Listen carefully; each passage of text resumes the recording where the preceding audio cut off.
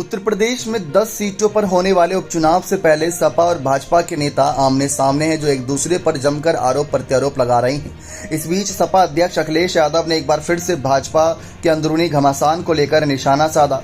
सपा अध्यक्ष ने सवाल किया कि क्या जो अंदर खाने में खटपट चल रही थी वो खत्म हो गई है या फिर उस मामले को दबा दिया गया। दरअसल अखिलेश यादव ने ये बात सोशल मीडिया साइट एक्स पर रखी, जहां लिखा कि और आपसी खटपट का क्या अंदरूनी बात दब गई या दबा दी गई, खत्म हुई तकरार या झूठी मुस्कानों से ढकी है दरार, कई है सवाल। तो अखिलेश यादव ने बड़े ही कह सकते हैं कुछ अलग शब्दों का प्रयोग करते हुए अलग तरीके से लहजे में भाजपाइयों पर एक ऐसा चुभने वाला तंज कसा जो उनको काफी चुभ रहा होगा। उत्तर प्रदेश में क्योंकि 10 सीटों पर चुनाव होने वाला है, इस वजह से आपस में जो तकरार की खबरें पहले नजर आ रही थी, जरूर उसको छुपाने की या उसको कह सकते हैं दबाने की कोशिश की जा रही है, या सचमुच वो मिट गई है।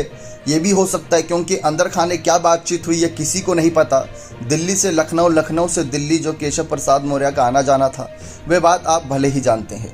अब आपको जानकारी दे दें कि उत्तर प्रदेश में 10 सीटों पर होने वाले विधानसभा चुनाव को लेकर प्रदेश की सियासत तो गरमाई हुई है। वहीं अयोध्या में हुए हाल ही में एक बड़े कांड के बाद उसके बाद अब कन्नौज में जो खबरें सामने आई, मामले में सपा की मुश्किलें बढ़ा दी हैं।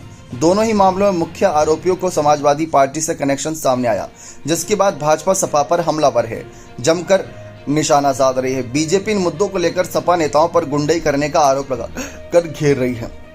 सपा को इसका नुकसान उपचुनाव में उठाना पड़ सकता है। ऐसे में सपा अध्यक्ष ने इन मुद्दों से अलग हटकर एक बार फिर बीजेपी की फूट के मामले को हवा देने की कोशिश की। दरअसल चुनाव के बाद से यूपी बीजेपी में जबरदस्त फटोव्वल देखने को मिला था। सीएम योगी और डेप्यूटी सीएम केशव प्रसाद मौर्य खुलकर आमने सामने दिखाई दे रहे थे। मामला इतना बढ़ गया था कि केंद्रीय नेतृत्व को पूरे विवाद में दखल देना पड़ा, जिसके बाद कहीं जाकर यह मामला शांत हो पाया। हालांकि यूपी में अब सीएम योगी और दोनों डेप्यूटी सीएम भले ही एक साथ मंचों पर दिखाई देने लगे हों, लेकिन माना जा रहा है कि मामला अभी तक शांत नहीं हुआ है।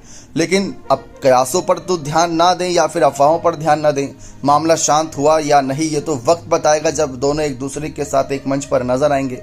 दोनों ही पार्टियां पूरी तरीके से नजर आ रही है तैयार, क्योंकि वे अपने अपने प्रभारियों की लिस्ट भी जारी कर दी है। अब देखते हैं इन 10 सीटों पर कौन बाजी मारता है। बने रहे चैनल के साथ। बहुत बहुत धन्यवाद।